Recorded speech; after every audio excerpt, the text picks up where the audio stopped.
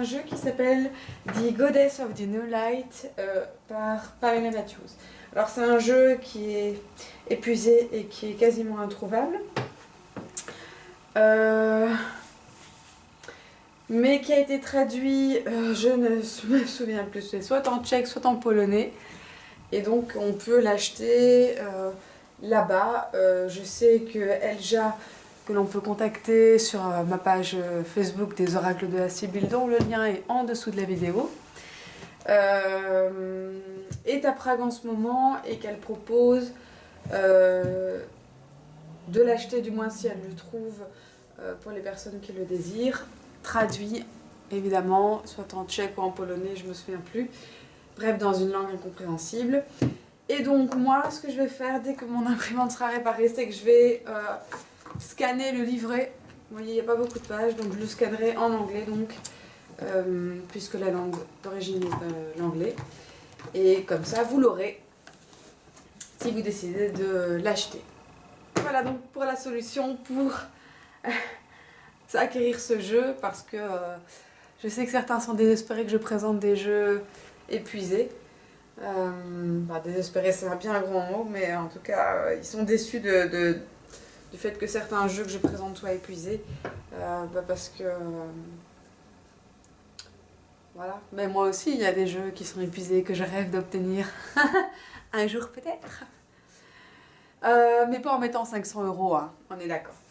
Donc, le Goddess of the New Light, c'est un jeu que j'ai depuis quand même pas mal d'années et qui est un de mes oracles préférés parce que j'adore les peintures en fait. Souvent dans un jeu, ce qui m'attire, c'est la vision artistique de l'artiste, de l'auteur. C'est le style de peinture et j'aime de nombreux styles très très différents de peinture, de dessin, de représentation picturale, même des décollages, même des sérigraphies. J'aime beaucoup toute forme d'art. Et voilà, ces peintures, les peintures de Pamela Matthews me plaisent énormément, elles me parlent très très fort et c'est pour ça que c'est un de mes jeux préférés. C'est un jeu à l'époque où je l'ai acheté, que j'ai cherché pendant quelques mois et je dois l'avoir payé en tout une 50aine d'euros, ce qui n'était pas rien à l'époque parce qu'il y a 26 cartes avec frais de port. Ouais, une 50aine d'euros à peu près. Donc à l'époque j'étais étudiante donc j'avais pas beaucoup de sous, donc je me souviens que c'était un gros achat pour moi ce jeu. Mais voilà, j'en étais tellement contente de l'avoir trouvé que j'ai pas hésité une seule seconde et je me le suis offert. Donc le jeu vient dans un coffret comme ceci, en plastique. Vous allez rigoler, c'est une boîte de cassettes vidéo. Voilà. Comme ça c'est dit, c'est vraiment une boîte de cassettes vidéo. Alors je sais pas si ça a été publié par une maison d'édition. En tout cas, c'est un jeu qui date des années 2000. Est-ce qu'il a été publié par une maison d'édition ?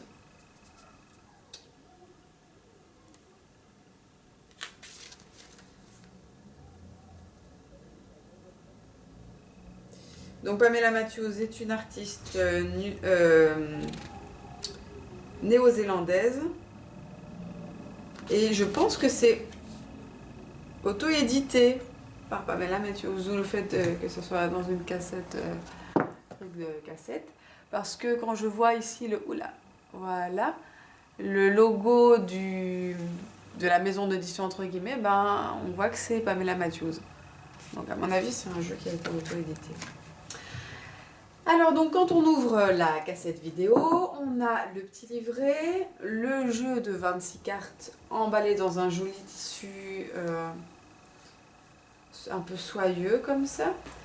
Et il y avait aussi une petite planche en bois avec une fente au milieu pour pouvoir glisser une lame et la tenir droite sur son autel, qui est très pratique et qui se trouve sur mon autel depuis toutes ces années. Alors, je vais commencer par le livret. Donc, vous voyez, il est légèrement doré. Donc ici, c'est Isis, une des lames de l'oracle. Et partout où c'est doré sur l'image, et bien sûr le livret, c'est doré je veux dire en relief, quoi, en relief doré.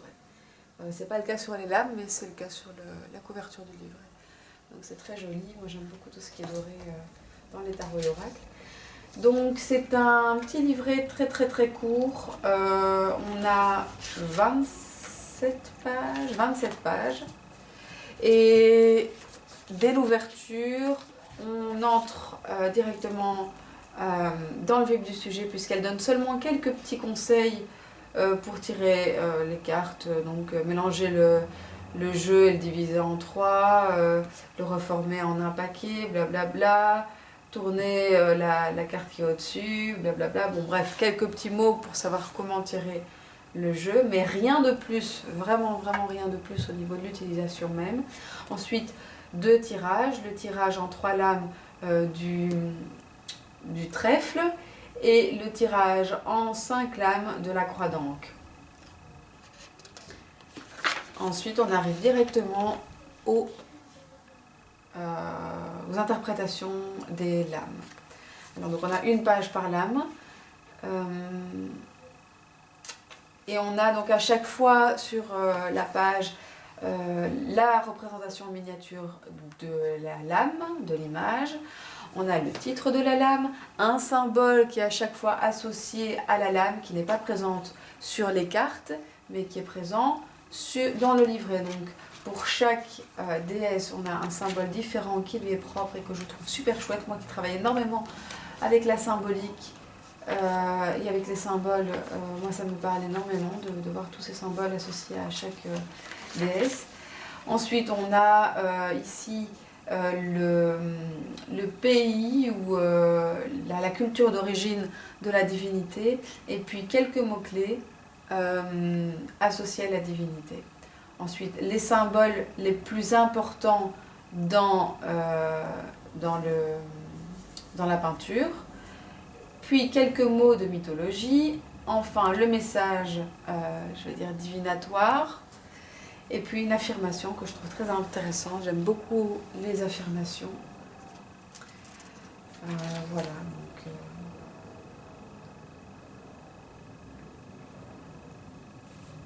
je vais peut-être vous le rapprocher.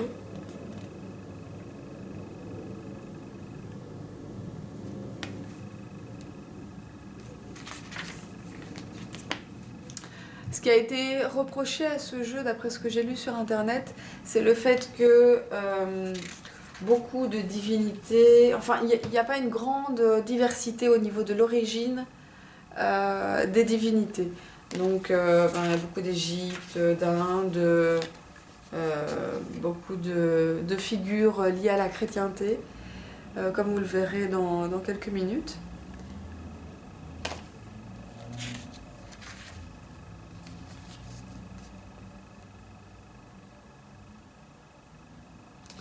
Voilà. Donc moi c'est un jeu que j'adore parce que je le trouve très riche. C'est vrai que 26 lames c'est pas beaucoup. Moi ça me dérange pas plus que ça parce que j'ai d'autres oracles. Si je veux travailler avec d'autres divinités, j'utilise un de mes autres oracles. Comme je vous l'ai dit, ce qui m'intéresse le plus, ce qui me touche le plus ici, c'est les peintures qui me correspondent énormément, qui me parlent énormément, qui me touchent énormément. Et que je les trouve juste sublimes et je les adore pour cette raison. C'est un oracle que je conseille sincèrement. Si vous avez la chance de pouvoir vous le procurer, n'hésitez pas. Bon, évidemment, chacun ses goûts, hein. Mais en tout cas, moi je l'adore.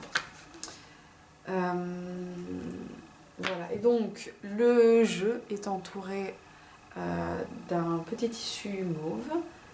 Et en fait, il suffit simplement de dénouer le nœud pour dévoiler le jeu. Et voilà. Alors, au niveau du jeu, il se présente comme ça. On a l'image centrale et ensuite un bord noir avec les numéros, le nom de la divinité et les mots-clés. Un petit zoom pour voir les lames de manière plus précise.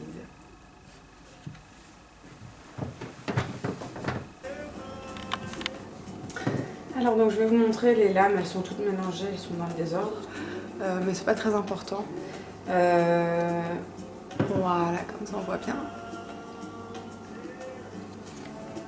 Les couleurs sont très vives, les cartes sont plutôt mates. Au niveau de la taille, vous voyez, c'est la taille de ma main. J'arrive à les mélanger sans problème comme ça. Hop là. Sans problème comme ça. Donc il n'y a pas de souci pour les tenir avec mes petites mains. Elles sont quand même plus grandes qu'un tarot conventionnel. Un petit peu plus grande. Est-ce qu'on voit bien? Oui.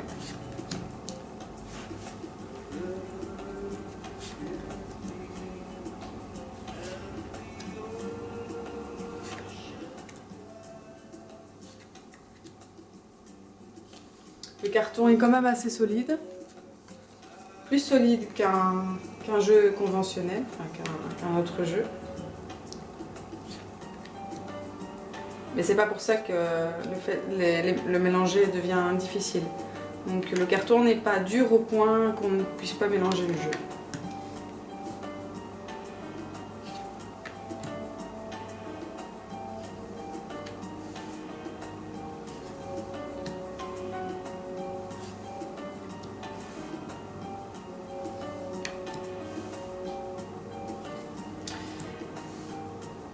Donc un jeu que j'adore, dont je me séparais pour rien au monde. Vraiment un de mes jeux préférés que j'adore utiliser. Et j'espère qu'il sera aussi utile aux personnes qui vont l'acquérir grâce à Elja. Si vous avez aimé cette vidéo, n'hésitez pas à mettre un petit pouce vert en dessous. Ou si vous avez des questions, postez un commentaire, j'y répondrai avec plaisir. Si vous voulez ce jeu par l'intermédiaire d'Elja, donc ça se passe sur ma page Facebook où vous trouverez son contact. Je mettrai d'ailleurs sa page Tumblr. Comment est-ce qu'on dit? Tumblr en dessous de la vidéo, comme ça vous pouvez directement la contacter dessus. Voilà. À plus.